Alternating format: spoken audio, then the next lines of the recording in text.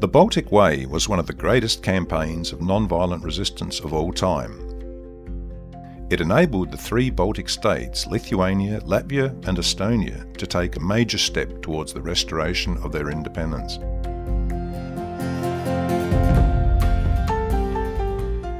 Can you imagine 2 million people simultaneously joining hands to reach a common goal?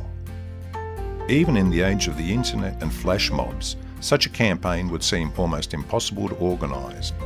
But it happened 30 years ago and attracted global attention. At that time, the strength of the idea reached far beyond technological capabilities.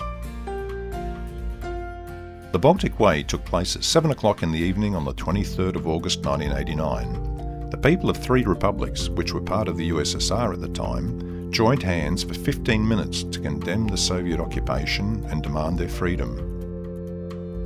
That evening, a 600 kilometres long human chain connected the capital cities, Vilnius, Riga and Tallinn. It is estimated that every fourth, or possibly even every third resident of the Baltic states took part in the greatest campaign of the awakening.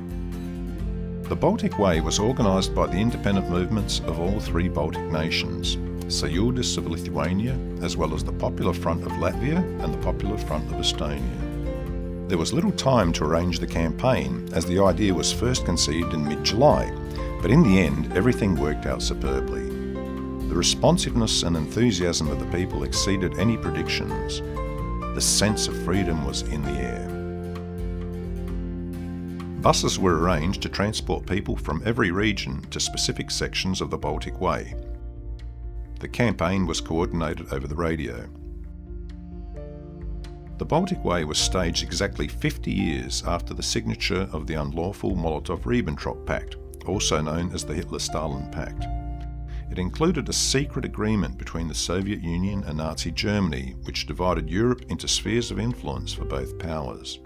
In 1940, the document led to the occupation by the USSR of the previously sovereign Baltic states. The goal of the Baltic Way was to pressure the Soviet government to publicly acknowledge the existence of the secret protocol to the pact and to condemn it. This would help in proving that the incorporation of the Baltic states by the Soviet Union had been illegal. The Baltic Way made headlines around the world and drew international attention to the singing revolution in the Baltics. Rallies and solidarity took place in several cities around the world.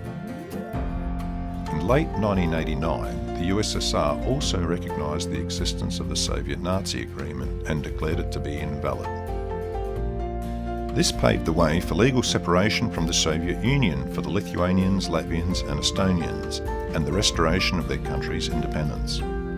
In March 1990, Lithuania became the first of the three to adopt its declaration on the restoration of independence, followed by Latvia and Estonia in May 1990. The Baltic Way was a call for justice by oppressed nations that was heard throughout the world. Symbolising the power of non-violent resistance, the campaign has been listed on the UNESCO Memory of the World Register.